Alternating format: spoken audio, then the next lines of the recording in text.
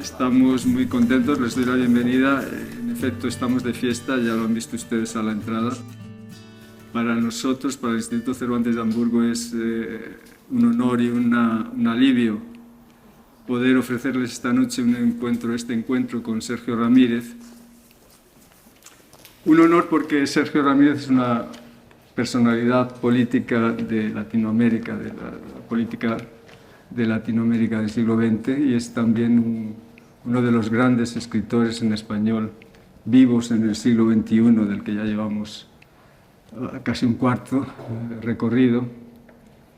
Un gran escritor, como lo acredita una obra que ha sido galardonada con rutilantes premios y, entre otros, con el más valioso, digamos, el más importante de los que se conceden en el ámbito de la cultura hispanohablante, que es el Premio Cervantes. Y un alivio porque, por diversas circunstancias, a lo largo de este último año hemos tenido que aplazar en diferentes ocasiones esta visita que hoy por fin tiene lugar, lo cual nos pone muy contentos y nos llena de alegría. Por eso hoy celebramos aquí la larga noche de los consulados, que es una fiesta, y en esa fiesta hemos incluido nuestra propia fiesta particular. En ese marco hemos incluido nuestra fiesta, que es festejar la presencia de Sergio Ramírez aquí. Hace 15 años, más o menos, bueno, voy a subir y bajar por el calendario, espero no marearles mucho. Hace como unos 15 años Sergio Ramírez escribió un prólogo a la edición de bolsillo de este libro, Adiós muchachos, que, como seguramente saben, es un libro de memorias de un tiempo muy importante para la vida de Sergio y para la vida y la historia de Nicaragua reciente.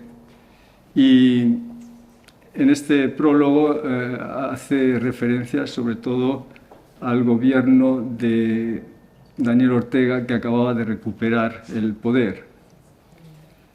Y si ahora les leo cualquier capitulito de este prólogo, pensarán que estoy hablando de hoy mismo. Les sonará de completa actualidad. Si me lo permiten, voy a leerles una muestra. Aquel partido mesiánico, se refiere al Frente Sandinista, con una dirigencia colectiva de la que Daniel Ortega era un primus inter pares, y una estructura y disciplina de inspiración leninista, no existe más. Ha sido sustituido por la voluntad única y personal del propio Daniel y de su esposa, Rosario Murillo. Otra vez, como a lo largo de la historia de América Latina, la familia vuelve a ser el molde en el que se vacía un partido político y se vacía el Estado. En efecto, la situación de Nicaragua se perpetúa desde hace 15 años, pero yo diría que es una situación que se repite desde hace 150 años, como el mismo fragmento que les acabo de leer insinúa ya para toda la región latinoamericana, ¿no? Y por lo mismo que también señalaba Sergio en este prólogo, lo peor está siempre por llegar. Precisamente en este libro, en Adiós muchachos, Sergio Ramírez comenzaba hablando de su exilio en Costa Rica y de una estancia de 2 años aquí en Alemania, una estancia que era también una especie de exilio, pero por razón de estudios o por razones culturales más bien. Y con este país ha seguido manteniendo, por cierto, una vinculación especial, de manera que no es casual que la biblioteca de este centro del Instituto Cervantes de Hamburgo lleve su nombre. Nuestra biblioteca se llama Biblioteca Sergio Ramírez, también por esta vinculación de Sergio con Alemania.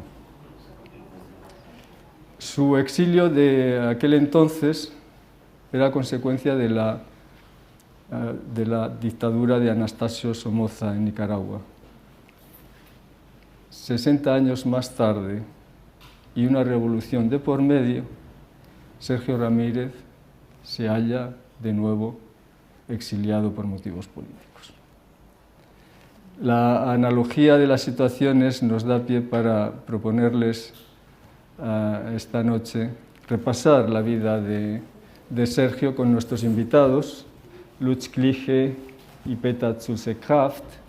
Petra Schulze-Kraft ha entregado media vida, si no una vida entera, a un compromiso, a una relación intensa y comprometida con Latinoamérica, primero como consultor de la ONU, como funcionario de las Naciones Unidas y más tarde como editor y traductor.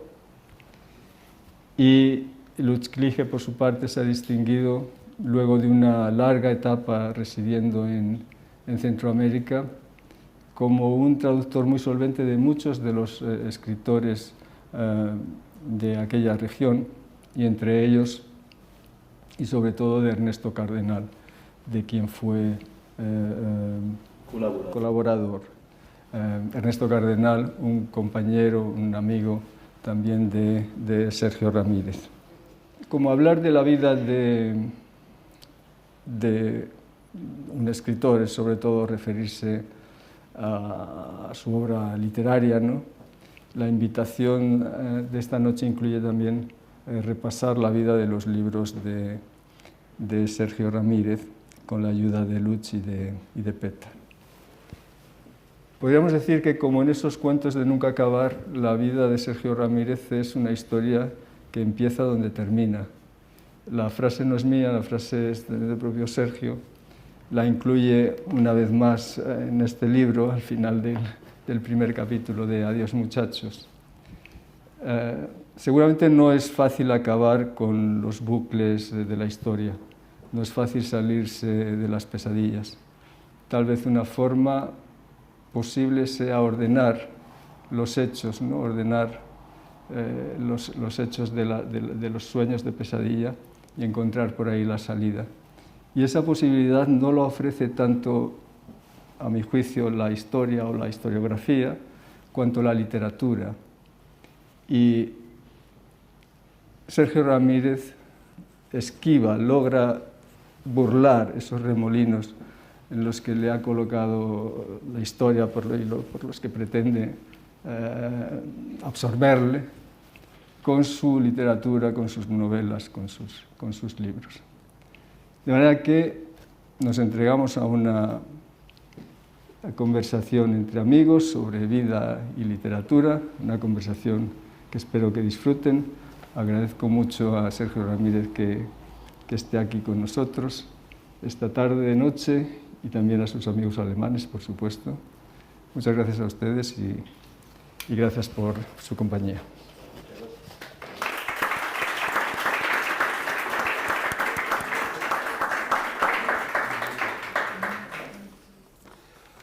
Muy bien, señoras y señores,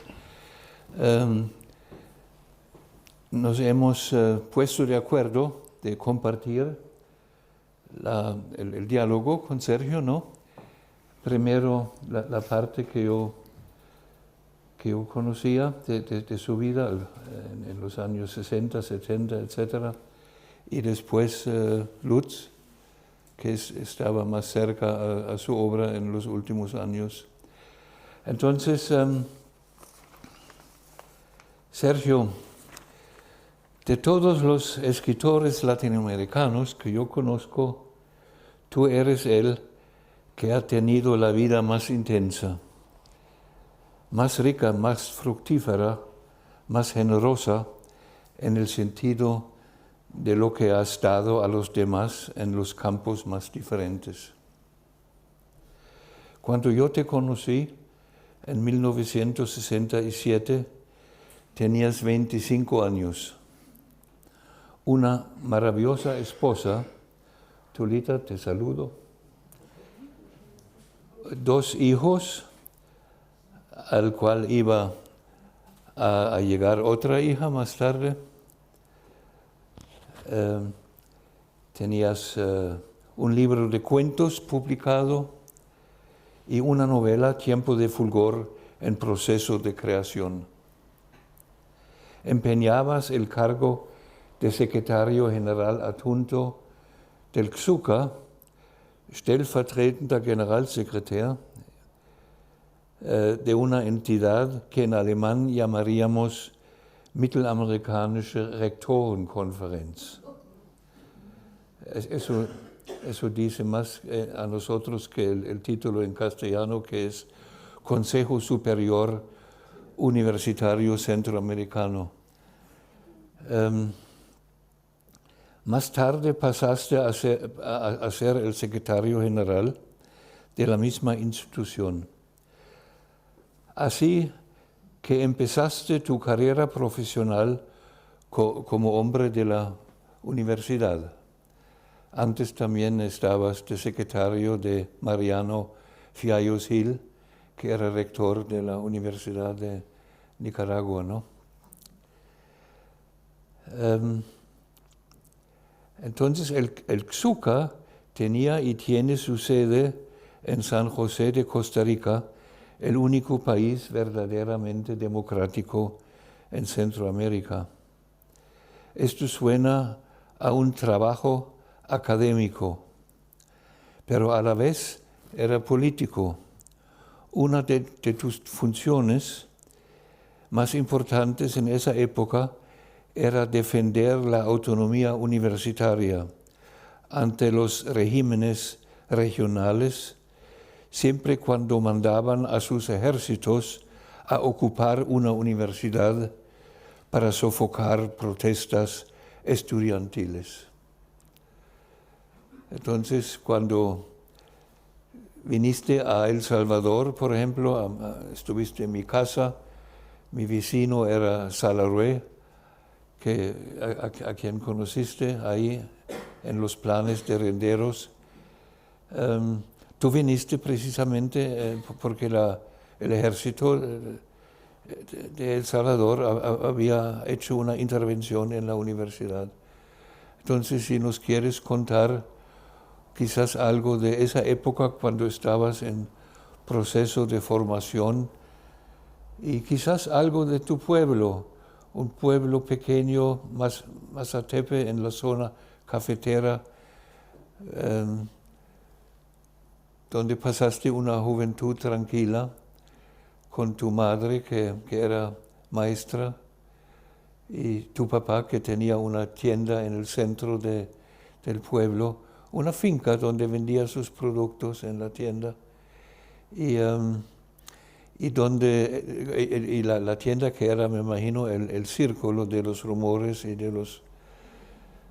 la vida, ¿no? del pueblo.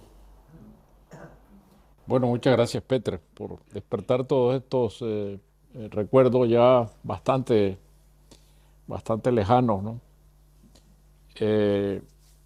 Efectivamente, yo nací en un pequeño pueblo de la meseta central de Nicaragua, de la meseta del Pacífico, un pueblo que se llama Mazatepe, que viene del náhuatl Mazalt Tepelt, que quiere decir el cerro o lugar de los venados. Todavía recuerdo que mi padre, en la tienda que se refiere Peter, que quedaba frente a la plaza del pueblo y frente a la iglesia parroquial, vendía municiones para las rifles 22, para los cazadores de venados, que con una lámpara en la cabeza iban a la falda del volcán Santiago, que está muy cerca del pueblo, a cazar venados en las faldas del volcán. Este era para mí un volcán muy doméstico, porque parecía que estuviera en el patio de mi casa. Si uno miraba el tejado de mi casa, desde el parque detrás aparecía esta efigie del volcán. En esa tienda de mi padre se reunían cada tarde mis tíos, todos eran músicos, Mi abuelo era músico y entre todos formaban la orquesta Ramírez. Todos músicos menos mi padre, que había renunciado a tocar el contrabajo, porque es el instrumento que mi abuelo le había asignado. Y, y- y seguramente le pareció una carga muy pesada dar con el contrabajo de arriba a abajo, ¿no? Porque esta es una orquesta ambulante que bien tocaba dentro de la iglesia parroquial, pero también tocaba procesiones en las calles o tocaba en las fiestas. Y mis tíos se reunían en la tienda de mi padre antes de subir las gradas de la iglesia a tocar las funciones religiosas. Y eran unas sesiones que yo ansiaba no perderme cuando estaba terminando la escuela, las horas últimas de la escuela de la tarde, para regresar y escuchar esas conversaciones, que eran unas conversaciones muy festivas, muy llenas de humor y de risa. Y entonces aprendí que el único sentido del humor, el sentido del humor verdadero existe cuando uno es capaz de reírse de sí mismo. Y mis tíos eran maestros en ese arte, ¿no? Porque empezaban riéndose de ellos mismos y de todos los que pasaban frente a la tienda. Todos los apodos del pueblo se ponían ahí, en esas tertulias. Y bueno, yo salí de ese pueblo a los 17 años a estudiar la carrera de abogado a la Universidad de León, que era una universidad muy pequeña, casi una universidad de claustro, tenía 1000 estudiantes, divididos entre estudiantes de medicina, derecho, dentistería y farmacias. Eran las únicas 4 carreras que se podían estudiar. Y mi padre, desde que yo era niño, me había lavado la cabeza de que yo tenía que ser abogado y no, nunca me opuse a esa idea. Me sirvió mucho la preparación de abogado para ser escritor,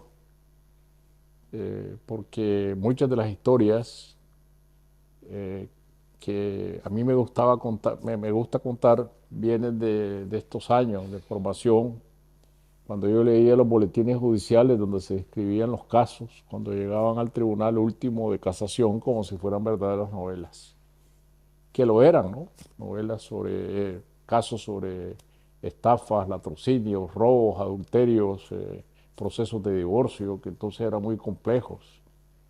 Eh, entonces me formé como novelista en esa escuela de Derecho bajo la influencia, ya Peter lo mencionó, del doctor Mariano Fiallo Gil, que era el rector de la universidad, un humanista verdadero.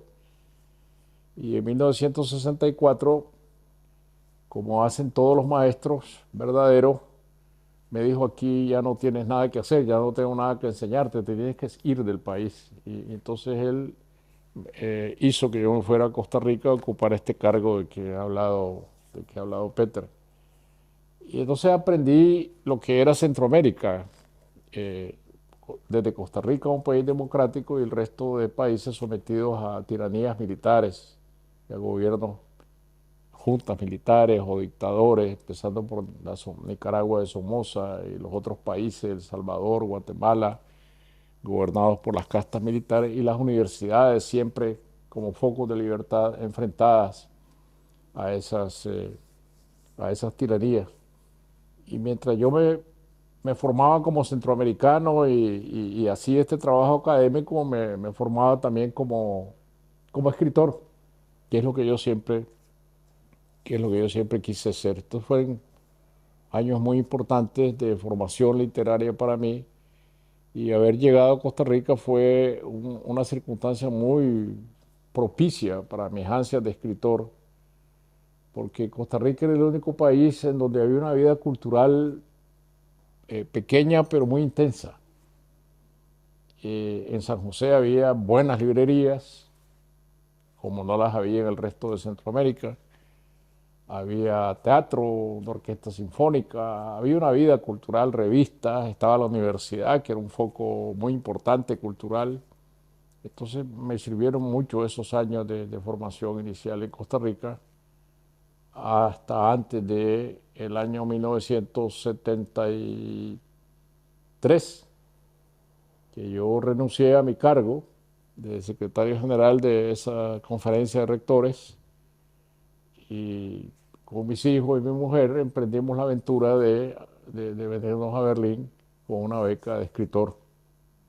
Gracias a Peter, porque Peter era del jurado que elegía a los candidatos del programa de artistas residentes en Berlín, y él, pues, yo creo que presionó mucho al resto de los jurados para que al fin me dieran esta beca a mí, porque había sido candidato varios años, hasta que al fin, en 1973, me concedieron esta beca, y ahí yo decidí, ahí yo me di cuenta cuál era mi verdadera vocación, porque yo renuncié a un cargo muy bien remunerado, de una gran importancia en Centroamérica, para aceptar una beca de escritor, y además renuncié, por otro lado, a una oferta paralela, que una beca que yo había recibido para estudiar en la Universidad de Stanford una carrera de una maestría en administración pública. Yo estaba aceptado en la universidad, tenía la beca, y entre las dos escogencias, irme a Stanford a hacerme un máster en administración pública y venirme a Berlín, y ser escritor, pues yo obviamente eh, Berlín. Te lanzaste al aire. De 1966 A 1968 yo trabajaba en la oficina del Programa de las Naciones Unidas para el Desarrollo en San Salvador, una oficina que cubría toda Centroamérica. Y fuera de mi trabajo oficial, me interesaba la literatura de la región y empezaba a componer una antología del cuento centroamericano. Así me di cuenta de la existencia de un escritor nicaragüense que se llamaba Sergio Ramírez y vivía en Costa Rica. Te visité en San José, me invitaste al restaurante Chalet Suizo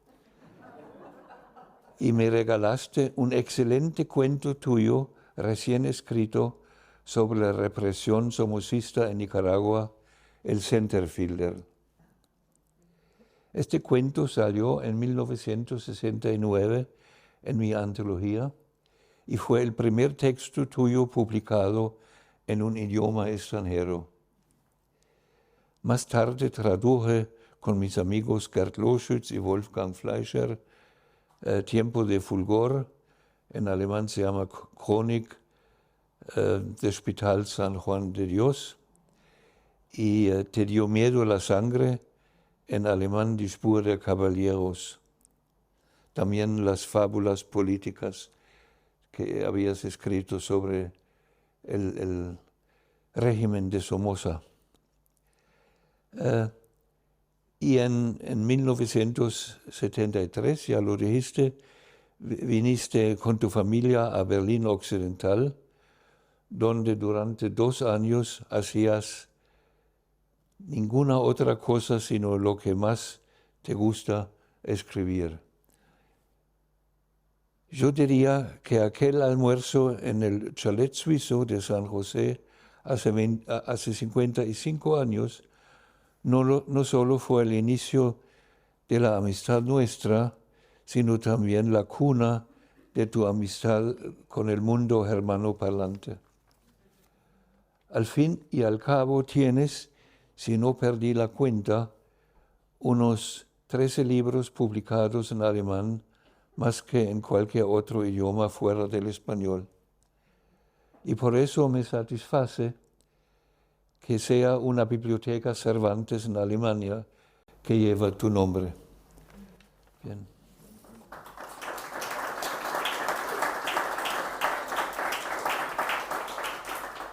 Pues retomamos el hilo, Peter, cuando llegamos a Berlín. Aterrizamos en el aeropuerto Tempelhof, que ya no existe más. Un aeropuerto muy extraño porque era un anfiteatro. Ahí solo podía aterrizar la Pan American porque era la zona americana de la ciudad, todavía dividida en zonas de ocupación. Y nos llevaron a nuestro apartamento, a nuestro piso, como se dice en España, en la calle Helmstedt-Straße de Wilmersdorf, que era un barrio judío. Todavía en la acera estaba grabada en el cemento o en el mosaico una estrella de David. Eso me evocaba muchas cosas a mí. Ahí vivimos por 2 años en ese barrio tranquilo, muy cerca del cine Arsenal, donde yo iba a pie, así lloviera o relampagueara, a verme 3 películas diarias, porque presentaban las series completas cada mes de cine neorrealista, cine alemán de entreguerras, cine western. Hice mi posgraduado en cine ahí en el cine Arsenal. Y la beca era por un año que no se podía repetir, si no había prolongación de la beca. Y entre las incidencias de mi llegada y las mañanas que yo dedicaba a aprender alemán con un profesor que el DAD me había pagado, contratado para que me enseñara alemán, idioma del que aprendí mucho y he olvidado. Se pasó el tiempo y yo no había terminado mi novela. Entonces, mi editor de entonces, que era Hermann Schulz, de la editorial de Peter Hammer Verlag, de la Peter Hammer Verlag, era amigo o conocía a Johannes Rau, que entonces era presidente de Renania-Westfalia y a la vez presidente de una fundación científica. Henry Hertz. La Henry Hertz, sí, por los megahercios, ¿no? Y esta fundación científica me dio a mí una beca de escritor. Gracias a que en Alemania la literatura también es ciencia, ¿no? Sí, Wissenschaft, literatura. Sí. Entonces, por eso me pude quedar, gracias a Johannes Rau, que después fue presidente de Alemania, me pude quedar un año más hasta completar esta novela. Entonces otra vez se presentó una nueva escogencia en mi vida, en 1975, porque había un director de teatro francés que venía a Berlín a hacer puestas en un pequeño teatro de la Kudamm, y él me empezó a incitar a que yo me fuera a París con él porque se iba a abrir el Centro Pompidou. Y en el Centro Pompidou se iban a necesitar guionistas de cine y que yo me viniera a París como guionista. Y sin embargo yo escogí volver a Nicaragua, volver a la revolución que comenzaba entonces y no quedarme en París como guionista. Y después me hacía yo la reflexión que hubiera pasado en mi vida si viviendo en París yo bajo una mañana a comprar Le Monde al puesto de la esquina de periódico y leo que en Nicaragua ha triunfado una revolución sin mí. Entonces siempre agradecí al destino que me hubiera llevado a Nicaragua. En Berlín no solo escribiste... Es una novela que tiene un fino mensaje político camuflado, sino también escribiste un largo ensayo con el título El muchacho de Nicky No Homo. Este muchacho de Nicky No Homo era Augusto César Sandino, el primer líder guerrillero de América Latina, que a finales de los años 20, comienzos de los 30 del siglo pasado, luchó exitosamente contra las tropas invasoras norteamericanas y que fue asesinado por el primer Somoza en 1934. Este ensayo sirvió como introducción a la recopilación de los documentos y testimonios de Sandino que lograste recuperar de las fuentes más diferentes. Y esta recopilación la publicaste después de tu regreso a Costa Rica en 1975 con el título El pensamiento vivo de Sandino. Con este libro empezó tu papel en la revolución sandinista. Como eres un hombre muy modesto, nunca hiciste muchos aspavientos de este papel, pero yo que te he seguido tus pasos muy cerca, insisto que sin ti la revolución sandinista en Nicaragua no hubiera tomado el curso victorioso en tan poco tiempo tal como ocurrió. Apoyo mi tesis con 3 argumentos.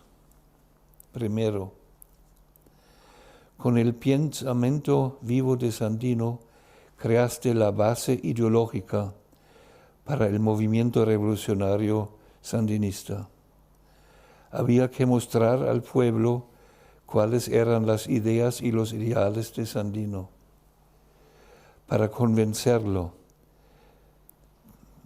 de que valía luchar por estos ideales.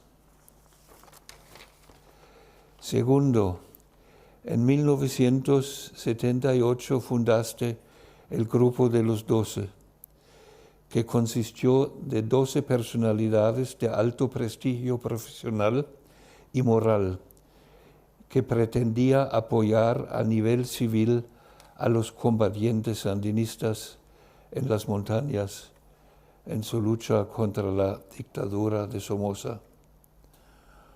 Una importante función de este grupo era llevar en Nicaragua, porque tú los fundaste en Costa Rica, pero ustedes entraron a Nicaragua en un acto tremendo.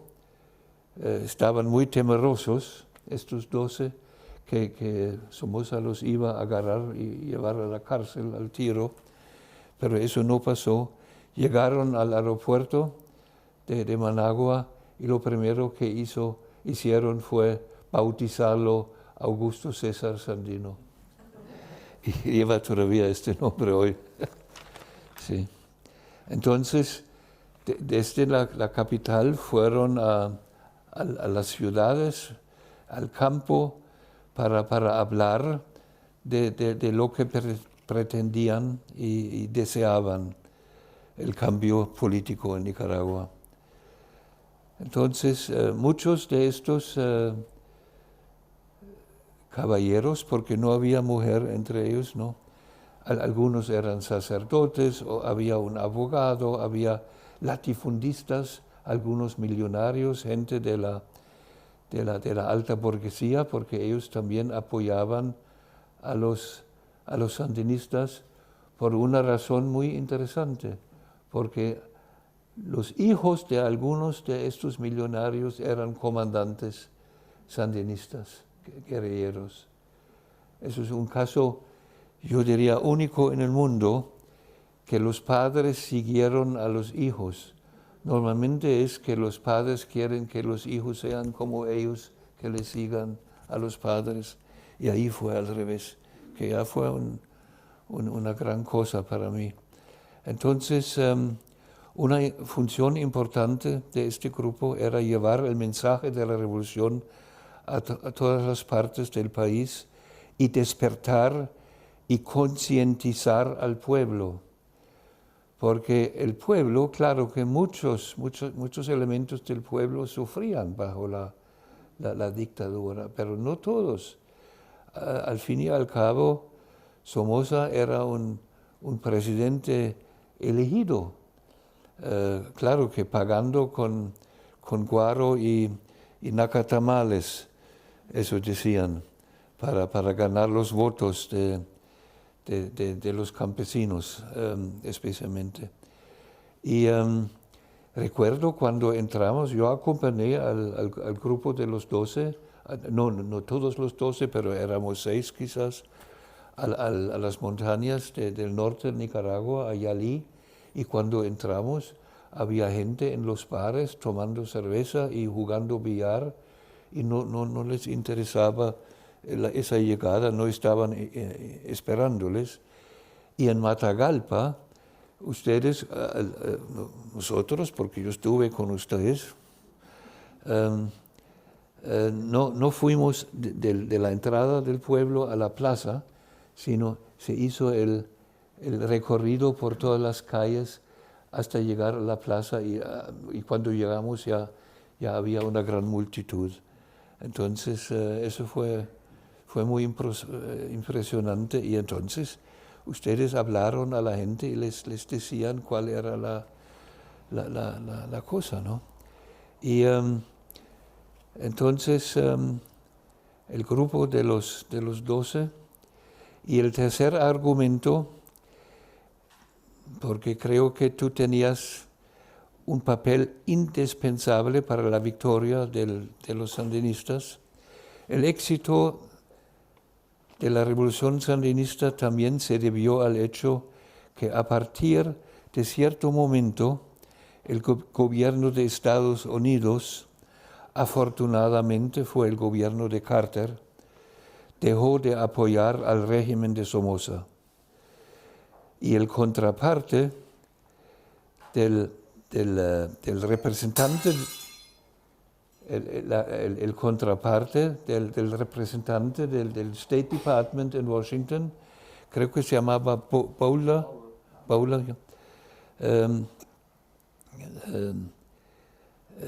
que negoció este cambio de política de Washington, no fue nadie de la guerrilla, sino alguien del Frente Civil, Sergio Ramírez. Quizá a lo que está diciendo Peter, que solo habría que acotar algo que acerca de mis amigos alemanes, de mis amigos berlineses y amigos alemanes, que muchos se vinieron conmigo a la revolución. Todavía celebro mucho ese hecho, ¿no? Peter y su hermano vinieron a hacer un hermano de Peter vino a hacer un documental, a filmar un documental sobre la entrada de los 12 y sobre el papel semiclandestino que los 12 tenía entonces, este grupo de los 12 tenía en Managua en el año 78. Nosotros hacíamos este proselitismo político más o menos abierto. Somoza nunca se atrevió a meternos en la cárcel, a pesar de que yo estaba condenado por los tribunales de Somoza por traición a la patria y todo ese tipo de cargos por los cuales estoy condenado ahora también. Entonces nos movíamos por la ciudad y por los pueblos, como dice Peter, en este proselitismo, hasta que vino la toma del Palacio Nacional en el 22 de agosto de 1978, y entonces tuvimos que pasar a la clandestinidad. Entonces sí, la situación se volvió diferente hasta que vinieron las negociaciones, ya con la intervención directa de Estados Unidos, y yo salí a encabezar estas negociaciones. Vino Peter, vino su hermano, vinieron otros amigos que se quedaron, muchos de ellos, el pintor Dieter Masur, que hizo un enorme cuadro del grupo de los 12, que ahora está en la Universidad Centroamericana en Managua, en el Instituto de Historia de la Universidad Centroamericana de los Jesuitas en Managua. Y entre ellos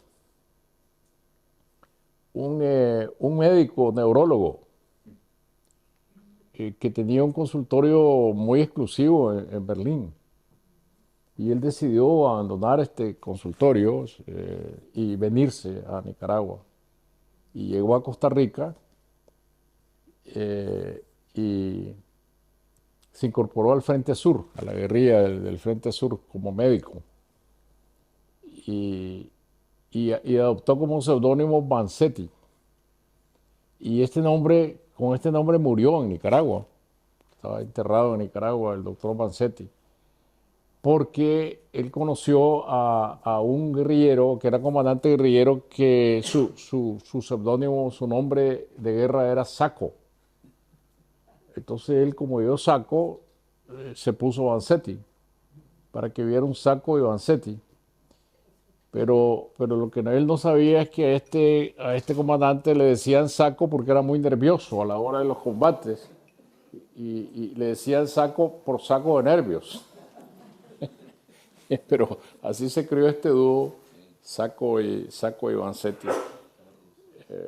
El doctor Carlos, no, pero tenía, Fuchs, el doctor Carlos Fuchs. Sí. Para volver al comienzo de mis recuerdos, lo rica que ha sido tu vida, tan rica que yo, si fuera escritor, escribiría una novela sobre ti. Te veo como un dedicado paterfamilias con 3 hijos y 9 nietos. 8 nietos. 8, sí. Otro va a venir. Entonces, has dejado tu marca en la literatura latinoamericana y universal con un sinnúmero de obras, quizás 40, tú dirás, entre los géneros cuento, novela y ensayo. Siguiendo tu conciencia y deber social, te has metido en política. Has sido miembro de la Junta de Gobierno de Reconstrucción Nacional. Has sido vicepresidente de la República y cuando perdieron las elecciones fuiste líder de la fracción sandinista en el Parlamento. Y después de meterte en la política, y eso para mí es lo más grande, has dejado el poder cuando los de tu alrededor se dejaron corromper por el poder.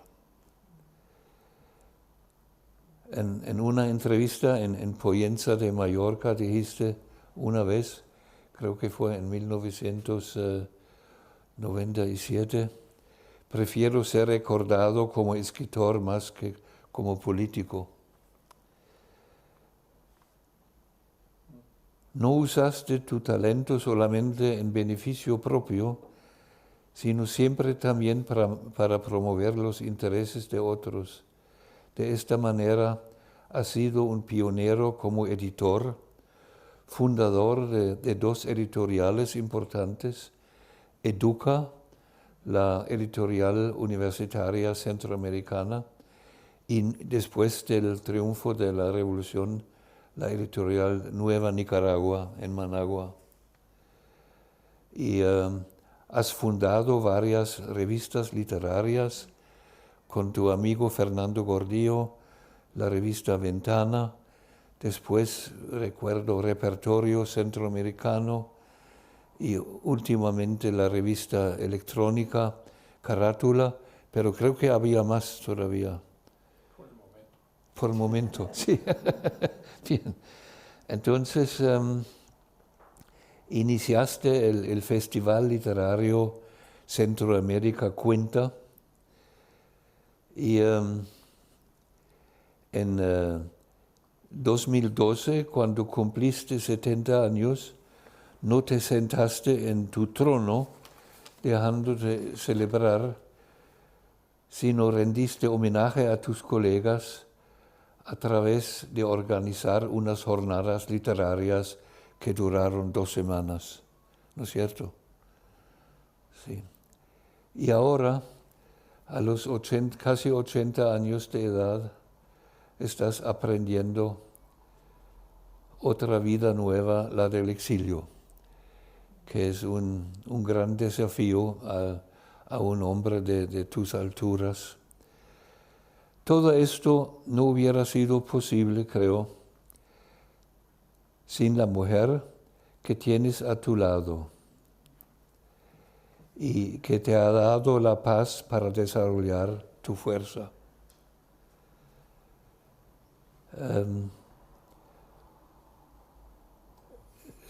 Con toda razón dedicaste a esta mujer uno de tus libros, Castigo Divino, con una dedicatoria que dice para Tulita que se inventó las horas para escribirlo. Sí.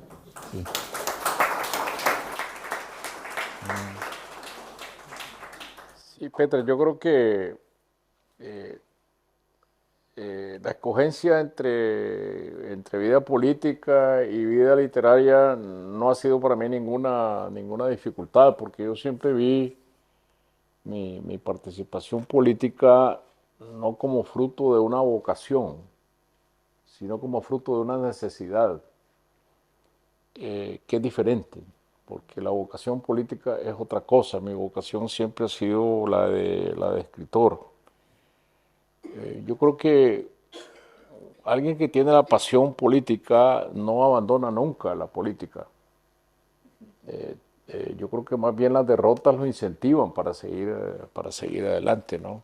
Se reconstruye en el suelo, se levanta, anda y vuelve a la lucha. Yo, como no tenía esa vocación, encontré que la puerta para mí era la de la literatura, porque yo estaba regresando a mi propio territorio, el territorio que yo había abandonado. Quizá entre todas las contribuciones que yo hice al intento de una revolución en Nicaragua, que no resultó, pero eso es allá harina de otro costal, quizás el sacrificio más grande que yo pagué a este esfuerzo fue haber dejado de escribir 10 años. Entre 1976, 75 que yo me fui de Berlín, y 1985 yo no volví a escribir una letra, porque estaba consagrado a esa tarea.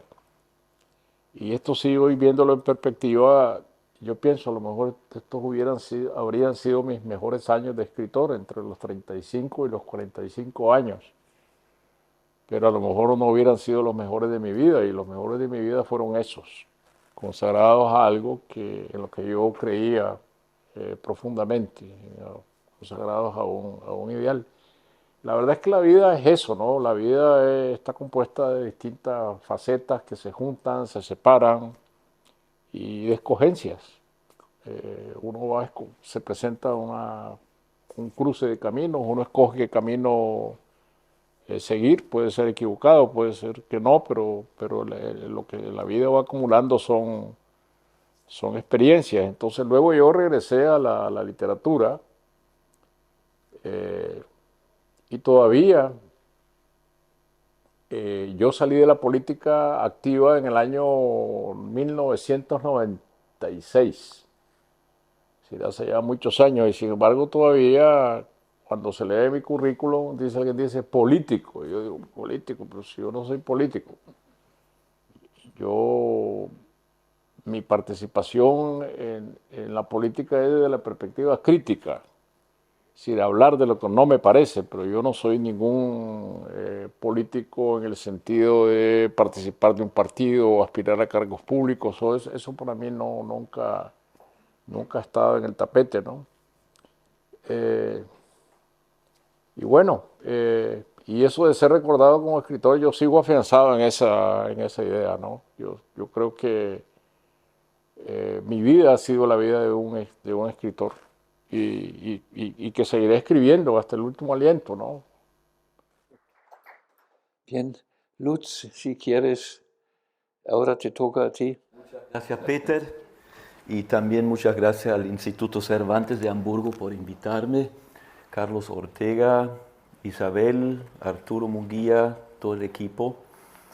Es un placer y un privilegio aquí compartir el podio con Sergio Ramírez y con Peter Schulze-Kraft, como también es un placer y un privilegio traducir la obra de Sergio Ramírez, siempre ha sido eso.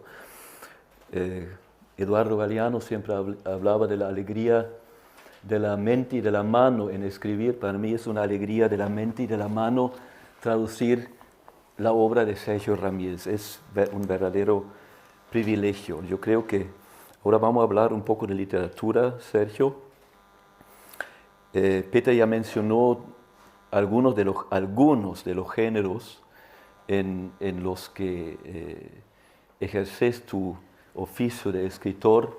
Yo traje un par de libros, una gran parte están traducidos, pero no todos, para un poco demostrar también la variedad de género. Por supuesto, el cuento como el género por excelencia. Aquí están los cuentos completos de Sergio Ramírez, la novela con la última, digo, la más reciente, digamos, no la última. Tongolele no sabía bailar, que acaba de salir en su versión alemana, traducida por un servidor en esta edición que está recién salida del horno, que está ahí en la mesa de Nora García con Leo Libro, se llama, creo, ¿no? A la venta. Pero también tenemos, además de cuento, novela, ensayo, por supuesto. Peta ya mencionó Adiós muchachos, una memoria de la Revolución Sandinista. Está esto, por ejemplo, que Tambor olvidado, sobre la cultura, sobre los elementos africanos en la cultura nicaragüense, muy importante, creo, como ensayo sobre esos elementos, la herencia africana en la cultura nicaragüense. La crónica y hasta, bueno, hay ponencias también sobre el arte de escribir, mentiras verdaderas acerca de la invención literaria y el viejo arte de mentir. Y, por último, también, nadie lo sospecha, un libro de cocina. Te estaba preguntando ahora que también cocinas, dijiste que en teoría, A la mesa con Rubén Darío, un libro bellísimo, muy bello, sobre todo lo que tiene que ver con el arte culinaria en relación a la obra de Darío, muy lindamente hecho. Mi primera pregunta sería, como traductor a su autor, ¿cuál es el género preferido para vos? ¿O son todos o ninguno? ¿O cuál es el más preferido para vos? Bueno, la verdad es que yo me inicié como escritor muy, muy joven, de adolescente, como cuentista. Y yo no aspiraba a ser novelista. Yo veía el cuento y la novela como dos géneros completamente separados. Y por eso mi primer libro fue un libro de cuentos. Yo publiqué ese libro cuando yo tenía 20 años, se llamaba simplemente Cuentos, no era una gran demostración de imaginación el título, donde reuní los cuentos publicados en revistas y en periódicos desde que yo era adolescente hasta entonces. Yo había publicado mi primer cuento cuando tenía 14 años. Sí. Yo envié este cuento al suplemento literario del diario La Prensa en Managua, que dirigía el poeta Pablo Antonio Cuadra. Y era un cuento de tema vernáculo, que era lo que yo leía entonces, cosas de tema vernáculo, folclórico. Y me dio un gran susto cuando yo abrí el periódico un domingo y me encontré con este cuento a toda página, ilustrado con un título en colores y una xilografía con el motivo del cuento, que se llamaba La Carreta Náhuatl, que es la carreta Náhuatl, que era una carreta que lleva muertos en la noche al cementerio, y una carreta fantasma, ¿no? Y la nota que había puesto Pablo Antonio Cuadra decía La Carreta Náhuatl, versión de Mazatepe. Entonces yo me di cuenta que como escritor, este arte de mentir comenzaba a surtir efecto, porque él pensaba que yo a lo mejor era un antropólogo o algún viejo investigador que mandaba al periódico una versión de Mazatepe, y no un niño de 14 años, ¿no? Que había mandado este cuento. Y yo la sensación que yo recuerdo fue primero de asombro y después de un gran susto, de que mi nombre estuviera allí, como que yo era culpable de algo muy grave, ¿no? De haber publicado ese cuento. Sobre todo cuando el periódico llegó a manos de mi abuela, que era muy escandalosa y empezó a proclamar por el pueblo de que yo había escrito un cuento y había sido publicado. Y me mandó a llamar para que yo le leyera en voz alta el cuento, ¿no? Entonces me fui a esconder. Esa fue mi primera experiencia literaria, ¿no? Por lo tanto, yo empecé como cuentista y sigo siendo cuentista, alternado con las novelas, ¿no? Mi próximo libro, que se publica este año, en septiembre, en Madrid, es un libro de cuentos que se llama Ese día cayó en domingo. Tu lugar de nacimiento, también lugar literario. Yo me acuerdo de Baile de Máscaras, por ejemplo, que es una novela sobre Masatepe en realidad, un día en la vida del pueblo. A mí siempre me ha impresionado la manera como tu literatura es muy, en alemán se diría, yo puse alguna vez a un epílogo, a un libro de cuentos tuyos, Perdón y Olvido, Catalina y Catalina, que primero se llamaba, el título en alemán, Ein heimatverbundener Weltbürger, un cosmopolita fiel a su terruño de alguna manera. Un cosmopolita provinciano. No quise decir eso, no iba a decir eso, sino bueno, sí, fiel a su terruño, ¿no? Hay una frase que se atribuye a Tolstoy que nunca la dijo, que es que pinta bien tu aldea y serás universal. Eso no lo dijo nunca Tolstoy, pero se le atribuye, pero la frase es muy buena, ¿no? Yo siempre pensaba cuando traduje yo nací en el campo, en un pueblo alemán, y 10 años después de ti, en 53, pero los personajes de Masatepe, de Baile de Máscaras, también había en mi pueblo, ¿no? Todos esas personas raras, los acontecimientos, la pequeña historia, los chismes, todo eso pasaba. Y la gracia de esa novela es que todos esos cuentos de la guabina y de todas estas cuestiones salen en un solo día. Pusiste todo eso en el mismo día que vos. Al final nace Sergio Ramírez en esa novela, ¿no?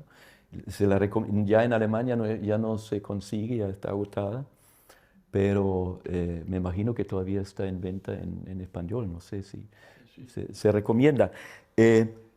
Esa calidad del carácter universal en lo particular me parece notable en tu prosa, y sobre todo eso de caminar sobre el filo de la navaja entre la tragedia y la comedia humana. Eso es un motivo importante en tu obra, esa sensación que la tragedia humana al mismo tiempo conlleva la comedia, ese oscilar de la vida humana entre la tragedia y la comedia. Yo creo que la verdad es que la vida es así, ¿no? Es decir, y la manera de ver la tragedia desde los ojos del humor es una defensa del tema para el escritor, porque esta toma de distancia te permite examinar los hechos digamos, con mayor frialdad, sin el compromiso sentimental que implica meterse en un tono dramático y arruinarlo, volverlo lacrimógeno. Entonces la máscara antigases para que no se vuelva lacrimógena a una novela es imprimirle este sentido del humor, ¿no? Tongolele, esta más reciente, hay mucho de esto, ¿no? De la tragedia a nivel político, pero también conlleva elementos de risa, de humor. Todo esto. Claro, porque esta novela, en el fondo, lo que estoy refiriendo es una gran tragedia, es decir, los jóvenes que salen a las calles en Managua en una insurrección desarmada y son abatidos a balazo, hay 400 muertos entre abril y los meses siguientes, y contar esto de manera directa, metiéndome dentro de los acontecimientos, implica el riesgo de volverse políticamente retórico y tratar entonces de conseguir una novela simplemente de denuncia. Y la literatura no sirve para eso, la literatura no sirve para la denuncia directa, es decir, la denuncia directa se ejerce a través de los manifiestos, de los ensayos políticos, pero la literatura es eso, no es eso, la literatura es un universo mucho más complejo, en el cual caben muchos elementos, y si la represión entra dentro de las aguas de la novela es porque la novela lo necesita, si la novela tiene sus propias necesidades. Vos escribiste un ensayo, un artículo sobre ese tema que se llama La novela en carne viva, donde hablaste de este tema que salió el año pasado, cuando salió la novela en español, sobre este tema de escribir una novela política, mencionando primero a César Vallejo con El tungsteno, por ejemplo, que resultó panfletaria, y de Ciro Alegría con El mundo de Sancho y ajeno, donde decís, y aquí en lo de la realidad inmediata de la novela de Tongolele, de una novela como se puede decir como política, ¿sí? Es que uno comienza a cuidarse los riesgos. Cuando he hablado de tomar distancia, esa distancia tiene que ver también con la inmediatez de los escenarios, porque es más fácil comprometerse con aquellos que son cercanos en el tiempo, son contemporáneos. Los juicios se enfrían mejor en la medida que los hechos se alejan más hacia el pasado y pueden juzgarse con menos pasión y con menos riesgos de tomar partido. Eso es lo que estás diciendo exactamente. ¿Qué tan difícil ha sido en Tongolele, si ya estamos hablando de esta novela, definir o determinar el limítrofe entre la realidad y la ficción? Salvarse de la retórica y dejar que sean los hechos los que hablen por sí mismos, no tomar partido. Parece difícil en una novela en este contexto no tomar partido,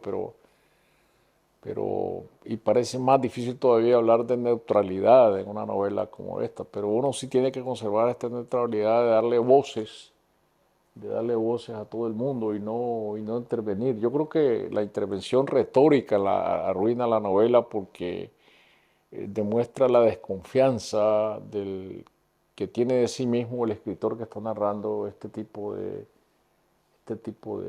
hechos, ¿no? Por eso yo me refería a estos intentos fallidos de novela de denuncia, lo que se llamó la novela de denuncia, porque después que el escritor narraba un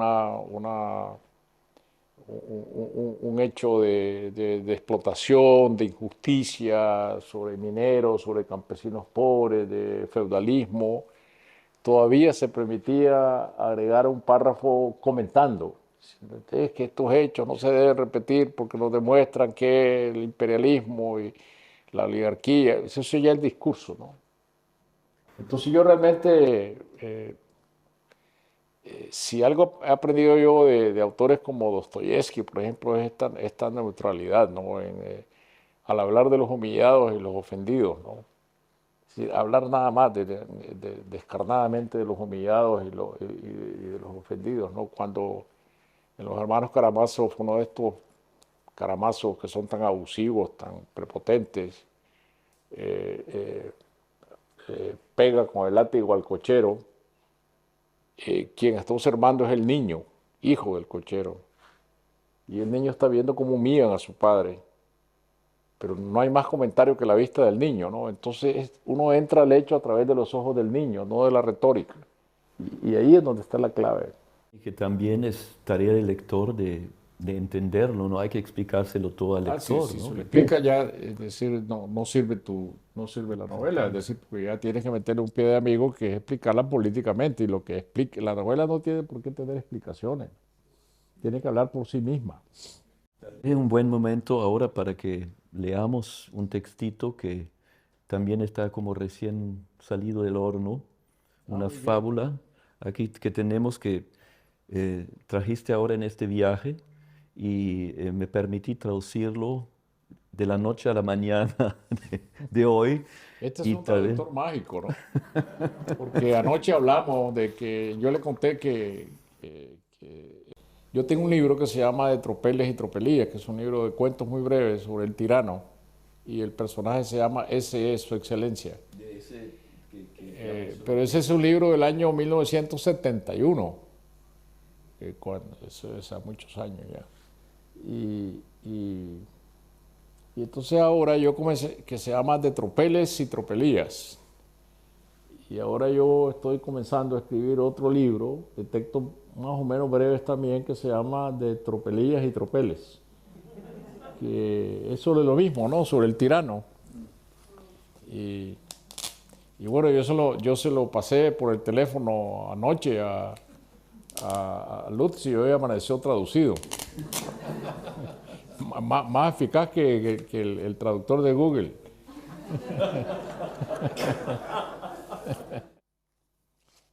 Vamos a hacer el estreno mundial. Se llama De la Eternidad. Su Excelencia despertó y se incorporó, cansado de dormir tanto. Fuera del mausoleo, las callejuelas del cementerio se hallaban desiertas, salvo por un panteonero que se alejaba con un saco de hojas secas al hombro. El cielo tenía el mismo color de oro mustio del atardecer en que lo habían enterrado tras los tediosos funerales de Estado. En las calles solo se cruzó con un niño que hacía rodar un aro empujándolo con un palo y que no se distrajo de su juego cuando cruzó a su lado andando con el paso cansado de quienes se levantan de entre los muertos. Del lago, al otro lado de la vía férrea abandonada, donde desembocaban las cloacas, llegaba la tufarada mierda en el aire tibio. Emprendió la marcha por la avenida sombreada de palmeras reales que llevaba hacia la loma donde se alzaba el Palacio Presidencial con sus almenas y ventanales de estilo mudéjar, la cuesta demasiado empinada para sus fuerzas, por lo que debía detenerse a trechos. Su vigor ya no era el mismo de los tiempos de la guerrilla, cuando era capaz de aguantar jornadas de días enteros en lo espeso de la manigua. El niño del aro no tenía por qué reconocerlo ni asombrarse de verlo vivo, pero cuando traspuso el portal del palacio, los centinelas, tras un instante de vacilación causada por el asombro, le presentaron armas. El secretario de Correspondencia, que fumaba acodado en la balastrada que daba al jardín de las garzas, al verlo acercarse, tiró el cigarrillo y corrió a ocupar su escritorio en la antesala del despacho presidencial. En el despacho nada había cambiado. Seguía en la pared su foto oficial, con retoques a mano que aureolaban de rosa pálido sus mejillas y teñían de una pátina verdosa la guerrera del uniforme sobre el cual lucía terciada la banda presidencial y en custodia de la foto, de un lado la bandera nacional y del otro lado la bandera del partido. Tocó el timbre para llamar al secretario de Correspondencia, que acudió presuroso, andando con pasos cortos, la visera verde sombreando su rostro y los dedos manchados de tinta violeta, y puso frente a él una carpeta de partes reservados y otra de cartas que firmar. ¿Qué ha habido de nuevo?, preguntó su excelencia. Solo una rebelión de estudiantes a la cual se sumaron elementos subversivos civiles, pero fue debidamente sofocada, le informó. ¿Y de dónde sacaron las armas esos pendejos?, preguntó su excelencia. Salieron desarmados a las calles, respondió el secretario. Se usó fuego de francotiradores para despejar las barricadas que levantaron. Todo está consignado en los partes. ¿Qué hay para firmar?, preguntó tras un bostezo. Tanto tiempo sin despertar y aún sentía los párpados pesados de sueño. Las órdenes de fusilamiento de los cabecillas están en el legajo de encima, dijo el secretario. Los demás son ascensos de grado y condecoraciones para los jefes de tropa de la operación. Los francotiradores ya han sido recompensados. Su excelencia revisó las listas de los condenados a muerte, acercándolas a los ojos miopes. Pero todos estos mismos ya fueron fusilados en el siglo pasado, dijo. Esos fueron otros, culpables también del delito de rebelión, dijo el secretario. Lo que pasa es que los nombres siempre se repiten. Con gesto decidido, su excelencia mojó la plumilla en el tintero de cristal de roca y al pie de la palabra ejecútese, trazó su firma adornada con la vistosa rúbrica que era como la cola de un dragón enrollada en 3 vueltas. Los ascensos y medallas quedan para mañana, dijo, y cerró la carpeta.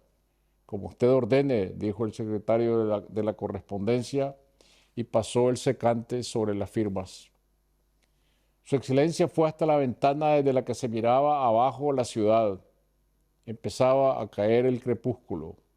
Los techos de teja arábica asomaban entre la verdura de los patios, las farolas ya estaban encendidas en las calles trazadas a cordel y los opilotes sobrevolaban los botaderos de basura desde los que se alzaban columnas de humo que se dispersaban lentamente en la distancia. ¿Soy viudo, casado o qué cosa?, le preguntó al secretario de la correspondencia cuando ya se llevaba los legajos. Casado, dijo el secretario. La primera dama no tarda en llegar. Siempre regresa a esta misma hora de su paseo en landó por el malecón. Que enciendan las lámparas, ordenó su excelencia. Estoy aburrido de tanta oscuridad. Gracias.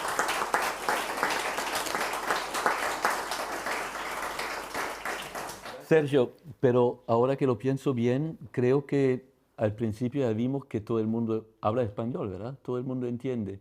¿Hay alguien que no entienda español? No. Entonces, en realidad no hay necesidad que lo lea en alemán. ¿Perdón? Pero una partecita tal vez, ¿no? Una partecita. Von der Ewigkeit. Seine Exzellenz erwachte und stand auf, müde vom langen Schlaf. Die Friedhofswege um das Mausoleum lagen verlassen da, bis auf einen Friedhofswärter, der sich mit einem Sack voller trockener Blätter auf der Schulter entfernte. Der Himmel war von derselben mattgoldenen Farbe wie an jenem Nachmittag, als man ihn bei seinem Staatsbegräbnis nach einer langatmigen Trauerfeier zu Grabe getragen hatte. Auf den Straßen traf er nur auf einen Knaben, der mit einem Stock einen Reifen vor sich hertrieb und sich nicht von seinem Spiel ablenken ließ, als er mit dem müden Schritt derer, die von den Toten auferstehen, an ihm vorbeiging. Vom See auf der anderen Seite der stillgelegten Bahnlinie, wo die Abwasserkanäle mündeten, drang in der warmen Luft der Gestank nach Scheiße herüber. Er begann im Schatten der Königspalmen die Avenida entlang zu schreiten, die zum Hügel hinaufführte, wo sich der Präsidentenpalast mit seinen Zinnen und großen Fenstern im maurischen Stil erhob. Da der Anstieg zu steil für seine Kräfte war, musste er dabei von Zeit zu Zeit stehen bleiben. Er besaß nicht mehr dieselbe Energie wie in den Zeiten der Guerilla, als er ganze Tagesmärsche durch dichten Dschungel hatte ertragen können. Der Knabe mit dem Reifen brauchte ihn nicht zu erkennen oder sich darüber zu wundern, ihn lebendig zu sehen. Doch als er durch das Tor des Palastes schritt, präsentierten die Wachen nach einem Moment des überraschten Zögerns ihre Gewehre. Der Korrespondenzsekretär, der rauchend am Geländer zum Garten der Reiher lehnte, warf, als er ihn kommen sah, seine Zigarette weg und beeilte sich, hinter seinem Schreibtisch im Vorzimmer des Präsidentenbüros Platz zu nehmen. Und jetzt komme ich gleich zum Schluss, damit das nicht zu lang wird. Am Schluss fragt er, bin ich Witwer, verheiratet oder was? Fragte er den Sekretär, der schon mit den Mappen unter dem Arm im Gehen begriffen war. Verheiratet, antwortete der Sekretär. Die First Lady kommt sicher gleich. Um diese Zeit kehrt sie immer von ihrer Kutschfahrt an der Seepromenade zurück. Eso es. A ver. Bueno, Peter, no sé si te queda algo en el tintero. Aquí también sale un tintero en el cuento donde firma su excelencia. No sé si te queda algo en el tintero. Yo iba a referirme todavía a la excepción de tu prosa. Hemos dicho que Nicaragua siempre ha sido el tema principal de lo que has escrito. Centroamérica, América Latina, hay una sola excepción, creo, tal vez me equivoco, Sara, una novela que me dio muchísimo placer traducirla, sobre la Sara bíblica, la mujer de Abraham, que todos conocemos ese cuento de Abraham con la barba larga y uno de los grandes patriarcas de nuestra religión judía cristiana, pero muy poco se sabe siempre de esas mujeres, que estos hombres Abraham, ¿quiénes más están ahí? El hijo de Lot, Lot, el hijo de Abraham, Isaac. y Isaac, sus mujeres, casi nadie sabe de ellos. Y Sara es una de esas mujeres que podría ser también una mujer alemana de aquí, de Schleswig-Holstein. Yo, después de traducir esta novela, siempre digo, cuando regalo la novela a alguien, sobre todo a una mujer, en cada mujer hay un poco de Sara. Y sí te quiero preguntar si nos queda el tiempo, no sé de cuánto tiempo disponemos, a qué hora terminamos. Todavía nadie se está moviendo aquí impacientemente. ¿Qué te hizo escoger a Sara como un personaje para una novela? Mira, ahora que Peter mencionaba que en el grupo de los 12 solo había hombres, eh, ahora eso parece una cosa muy extraña, ¿no? En 1979 no. En 1979 era normal, ¿no? En la cultura, ¿no? En la cultura patriarcal, de la cual somos parte todos y la cultura patriarcal que heredamos, ¿no? Y leyendo el Antiguo Testamento, quiero explicar que mi familia materna es luterana, evangélica, bautista, y mi familia paterna católica muy tradicional. Y el matrimonio de mis padres fue una excepción muy escandalosa. En 1936, que un católico se casara en Nicaragua con una protestante. Un matrimonio mixto. Sí, pero es que eso no se usaba. Entonces tenían que tener una dispensa del arzobispo de Managua para casarse por la iglesia católica. Mi madre aceptó casarse por la iglesia católica, pero era un trámite tremendo. Y por supuesto había una gran distancia cultural. Yo recuerdo que cuando yo acompañaba a mi abuela materna al templo evangélico, estaba en la esquina mi abuela paterna, que era católica fanática, llamándome que no entrara allí porque me iba a ir al infierno si entraba al templo bautista. Entonces yo me volví lector de la Biblia por mi abuela materna. Ella tenía una Biblia del oso, que era la Biblia traducida por Cipriano de Valera y corregida por Casiodoro de Reina, que era la Biblia de los luteranos, de los bautistas. Y los católicos no leían la Biblia. En Nicaragua era prohibido leer la Biblia. Así como la misa era en latín, era prohibido leer la Biblia, porque solamente el sacerdote podía interpretar la Biblia. Entonces yo me volví por razones literarias también un lector devoto del Génesis. Y siempre me llamó la atención la historia de Sara. Y mientras más pasaba el tiempo, más me llamaba la atención el hecho de que esta mujer nunca habla. Yo cuando iba a escribir esta novela, yo copié en Word, le di copy and paste a la parte del Génesis donde habla de Sara y Abraham. Que no es mucho. Que no es mucho, pero Sara nunca habla. Solo se ríe. Claro, se ríe y cuando se ríe la regañan. La risa de Sara es un No, motivo en la reírse, teología. por reírse. Cuando llega a Los Ángeles, que es el mismo Dios, ¿no? Disfrazado de estos tres ángeles, a decirle que una vez más que iba a tener un hijo y ella está muy vieja, ella se ríe, porque se lo han dicho tantas veces que pues se ríe. Entonces, si uno de los ángeles le dice, Sara, ¿por qué se ríe? Pero le dice a Abraham, ni siquiera se dirige a ella. Y Sara, ¿por qué se ríe? Y entonces la pobre dice, no, yo no me he reído.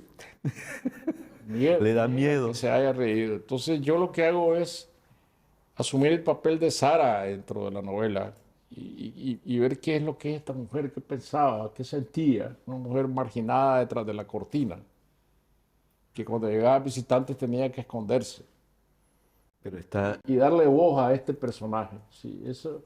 ella está molesta con los ángeles que vienen a anunciar Claro, Y le echa sal a la comida, ¿no? Porque les echa sal porque sí. se quiere vengar de ellos. Claro, porque cada vez que ve aparecer estos hombres que le llegan a prometer lo mismo, ella ya está escéptica y está furiosa con estas mentiras que le llegan a contarnos. Entonces, es darle voz a esta mujer, ¿no? Es lo que yo quise en esta novela, ¿no? Creo que es en realidad es como un monumento en algún sentido a la mujer universal, digamos, ¿no? A todos, a todas las mujeres se puede decir.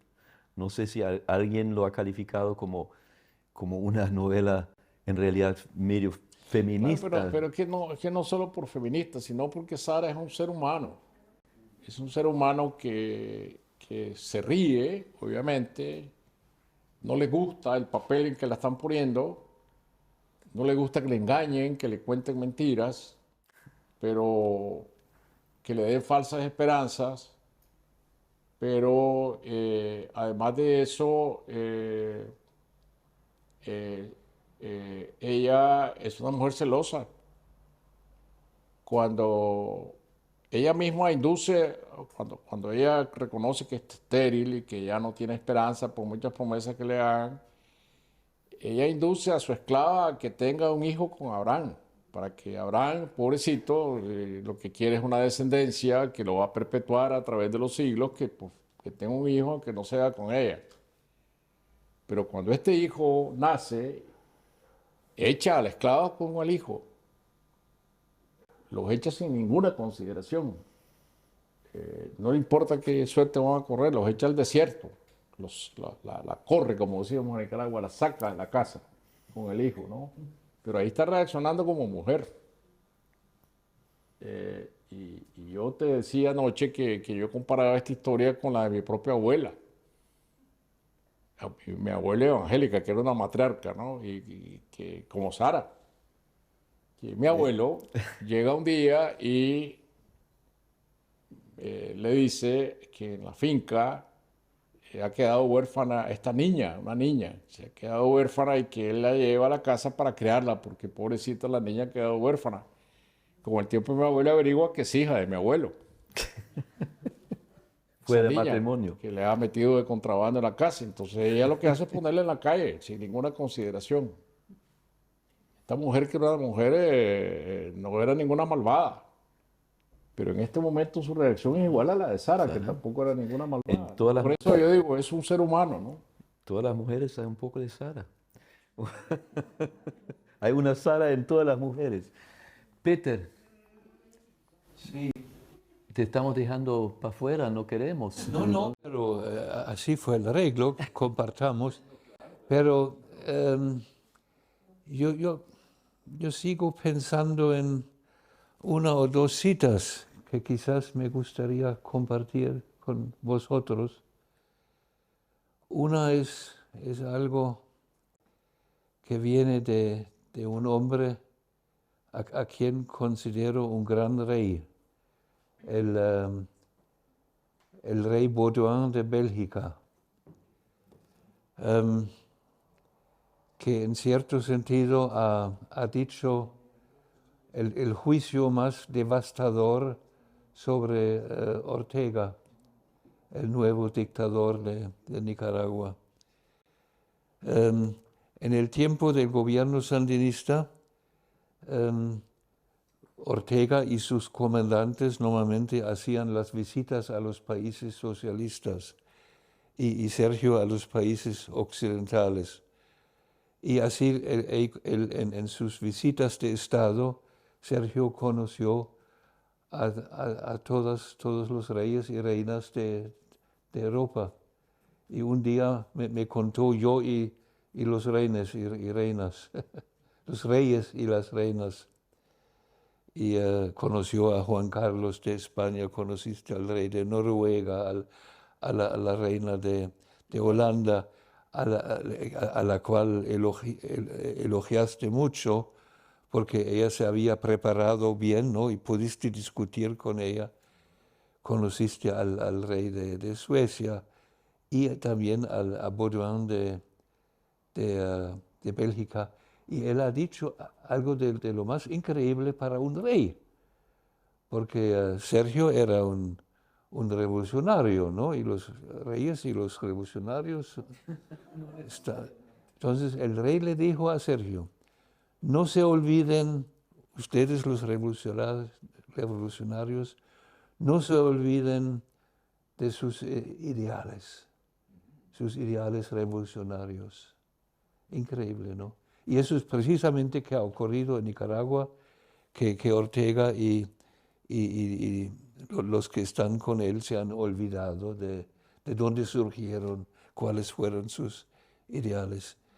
Te cito bien, Sergio. Tuve esta reunión con el rey de Bélgica y con estos demás. Rubén Darío, en una de sus crónicas, dice, he visto testas coronadas, como un gran asombro, ¿no? Yo estuve entre testas coronadas y no creo que esté registrado en la revista Hola. Sí. Me encontré con distintas maneras de ser de los reyes, ¿no? Si te mencionaba la reina de Holanda, que era una mujer muy inteligente y tenía una conversación muy despierta, muy informada. Como hay veces, los reyes se supone que son a veces superficiales, ¿no? Porque no tienen ninguna función de Estado más que protocolaria, ¿no?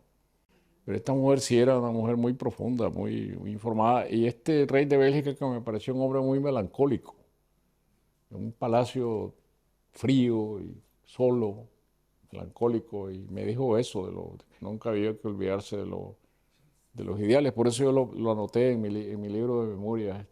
Sí. Cuando uno habla de esto, uno piensa cómo puede ser la salida de Nicaragua.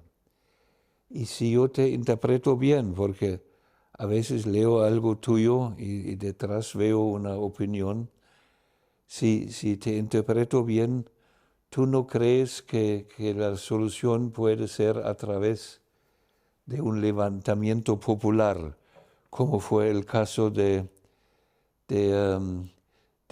los sandinistas, ¿no? Yo creo que un levantamiento armado, una guerra civil en Nicaragua sería una terrible tragedia, repetir las tragedias de la historia y con el riesgo de que una revolución triunfante todavía nos lleve de nuevo a otra tiranía, que es la de nunca acabar. Yo creo que estos muchachos que salieron a las calles en abril del 2018 dieron una gran demostración de que al costo que pagaron de centenares de muertos, demostrar que se puede enfrentar a una tiranía por medio de la resistencia civil y que eso un día va a dar resultado. No dio resultado entonces, pero va a dar resultado algún día. Y que el país puede entrar por un camino en que las armas no estén de por medio. Y un día en Nicaragua, no sé si ya en mi vida biológica lo veré, pero un día tendrá que ser un país donde se llegue a abolir el ejército, se llegue a abolir las armas como fuerza, como parte de la fuerza política de un régimen. Realmente un país como Nicaragua, en esta relación, este maridaje tan absurdo que hay entre Rusia y Nicaragua, entre Putin y Ortega, lo que Putin le dona a Nicaragua son tanques de guerra de la Segunda Guerra Mundial reconstituidos. Entregó 70 tanques. ¿Para qué necesita Nicaragua tanques de guerra? Le va a pasar como los tanques de Putin, que a medio camino se quedan sin gasolina. Porque es lo que le pasó a los tanques en Ucrania, que se quedaron sin combustible. ¿Y a dónde va a ir a Ortega con tanques de guerra? ¿A Costa Rica? ¿A Honduras? Eso es una cosa completamente absurda, ¿no? Entonces, ¿para qué quiere un país tan pobre como Nicaragua un ejército? En Costa Rica, la revolución de 1948, ¿cómo se resolvió? Aboliendo el ejército. Sí. Abolieron el ejército y todo ese dinero de armamentos y paga de soldados lo invirtieron en educación.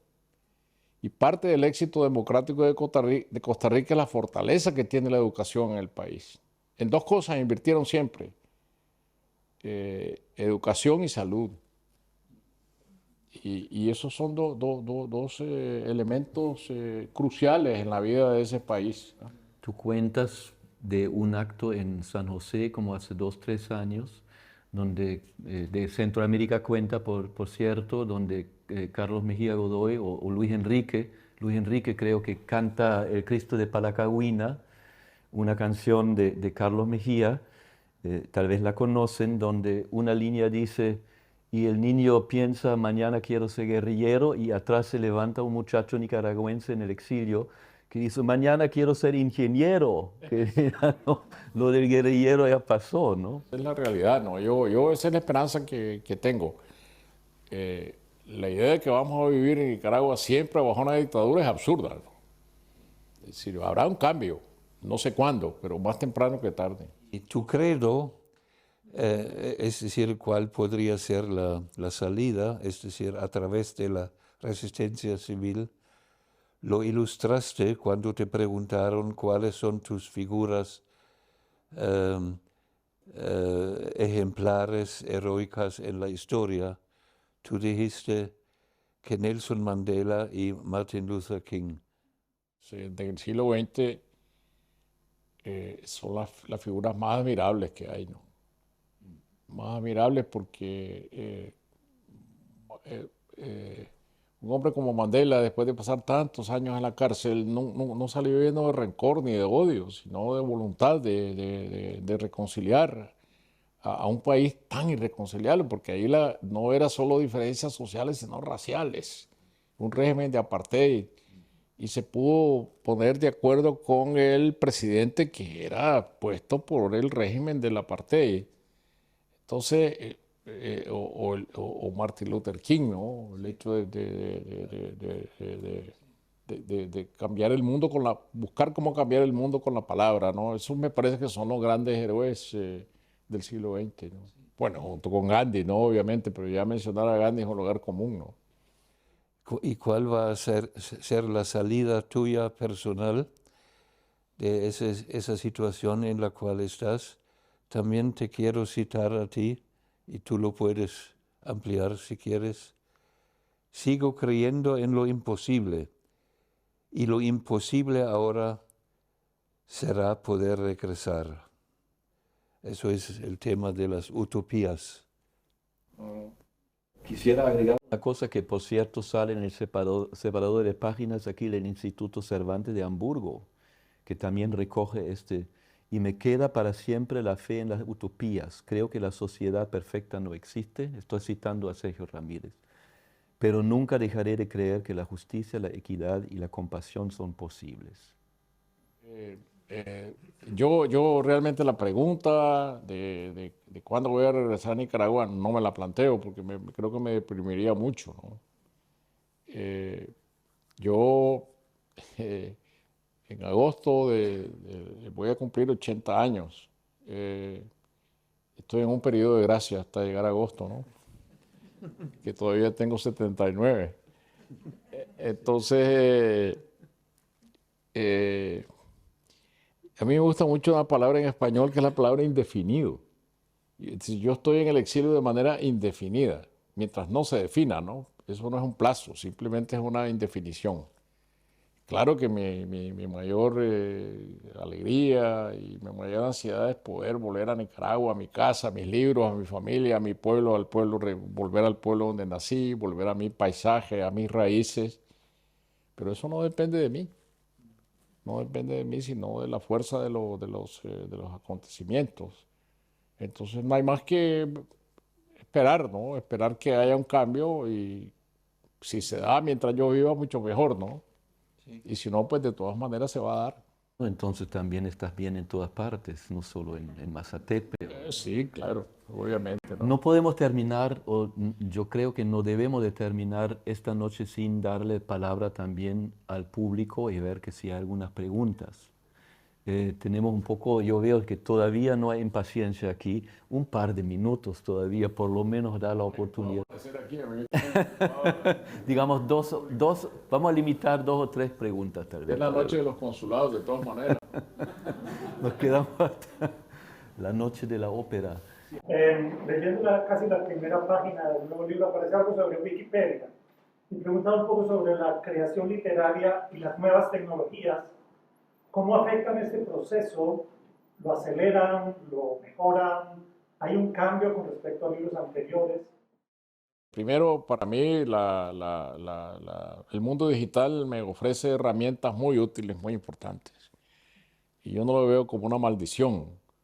Es decir, claro que hay cosas muy negativas en el mundo digital, la superficialidad, la provisionalidad que tiene las comunicaciones, eso es una cosa, pero para mí las herramientas de poder consultar directamente la fuente que yo necesito en la misma pantalla sin estar recurriendo a libros, he abolido los diccionarios, levantarme, ir a buscar un diccionario pesado, eso ya es cosa del pasado. Y para corregir un texto también las herramientas digitales son muy importantes. Sí, yo me valgo de eso, además vivo metido en ese mundo, no he renunciado a ese mundo. Yo me comunico con mis lectores a través de todas las redes sociales, de Facebook, de Instagram, que es el que usan los más jóvenes, y no, TikTok no. y de Twitter, etcétera, ¿no? Es decir, participo de ese mundo, ¿no? Y la otra pregunta era... Sí, es importante que el lector tiene ahora muchas más opciones. Claro, vamos a ver, yo creo que las opciones diversas siempre han existido. Siempre han existido las opciones diversas a la lectura. Siempre han estado allí, ¿no? La radio fue por mucho tiempo una opción diversa, el cine, la televisión. Lo que pasa es que ahora las formas son más refinadas, más inminentes. Las series de televisión, yo he oído mucho que se dice, las series van a sustituir a la novela. La novela es insustituible. La novela es insustituible porque, por un simple hecho, de que la novela no proyecta imágenes directamente. La novela es un proceso, leer una novela es un proceso en el cual yo traduzco imágenes en signos y el lector descifra esos signos y tenemos imaginaciones paralelas. Lo que el lector imagina no es lo que yo he imaginado, esa es la maravilla de la lectura, ¿no? Y habrá tantas imágenes como lectores. Si es una multiplicación infinita de imágenes, porque el rostro que yo construyo con palabras y que tú lees y que tú descifras con palabras va a ser siempre diferente al que yo imaginé y el otro lector lo va a imaginar de manera diferente. Esa posibilidad de poner en juego la imaginación no la depara la imagen directa, así sea una serie de Netflix. Entonces yo creo que la lectura siempre se va a preservar como una intermediación de imaginación a imaginación a través de los signos escritos. Aún el hecho de la sustitución del libro de papel, sobre lo cual se ha hablado tanto, pareció que llegaba un momento en que los libros digitales iban a abolir el libro de papel. Hoy en día, la verdad es de que cada 10 libros que un lector lee, solo 2 son por la vía digital y 8 son en papel. Esa es la proporción, ¿no? Claro, en los Estados Unidos se lee un poquito más en digital, pero en el mundo, en español por lo menos, la proporción es 8-2. Entonces, y el libro de papel está regresando, así como están regresando los vinilos. Es decir, esos son los fenómenos de regresión cultural que siempre se dan. Y está regresando la radio, ¿cómo? A través de los podcasts. Ese viejo instrumento que parecía desechado ahora se llama podcast.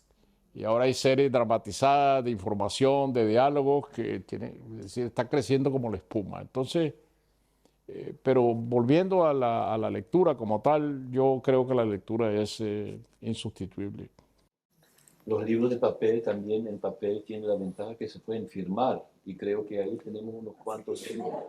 Unas 2 preguntitas más y ya, pero ahí cerramos. Creo que ahí, por favor, sí. Cuando se estaba realizando este proceso sandinista de revolución, ¿qué porcentaje de la población tenía acceso a libros y era tecnología que utilizamos alfabetizada o que podía leer en libros? casi nulo. Cuando la revolución intentó transformar la situación de alfabetismo en el país, la gente que no sabía leer y escribir superaba el 70%. Muchas gracias. Gracias, sí. Muy Quiero bien. agregar una cosa que, por cierto, me parece importante en la prosa tuya, que siempre también me parece notable. A veces pienso que es una literatura como la gente que está en Nicaragua, en las aceras, en las tardes, sentada en las mecedoras, en las abuelitas, como se dice ahí, hablando. Hay un elemento oral a veces en tu literatura que a mí se me hace como habla la gente. Hay un elemento muy popular en ese sentido que me parece en mi labor de traductor importante recoger también, ¿no? La oralidad de esa literatura. Una última pregunta o comentario. Primero, muchas gracias. No he leído el último libro, lo lamento, pero la pregunta es si hay nuevas historias del detective Dolores Morales en el camino, en el tintero. Y siguiendo la pregunta, si hay planes de una versión cinematográfica o alguna serie de Netflix sobre el detective. Estoy esperando que me llamen de Netflix, porque eso solucionaría muchos de mis problemas del exilio, ¿no? El futuro del inspector Dolores Morales va a depender mucho de la historia de Nicaragua, porque es un personaje demasiado contemporáneo para que sea previsible, ¿no? Entonces, a lo mejor se resuelven las cosas en Nicaragua, el inspector Dolores Morales vuelve a ocuparse de investigar adulterios y robos, que es su oficio original, ¿no? Y no meterse en berenjenales políticos, ¿sí? Casado Sí. ya no tiene tiempo para allá, a lo mejor se retira. Sí, pero yo dije antes que la novela tiene sus necesidades y yo estoy para satisfacer las necesidades. Bueno, muchísimas gracias. Yo creo que ya... Muchas gracias.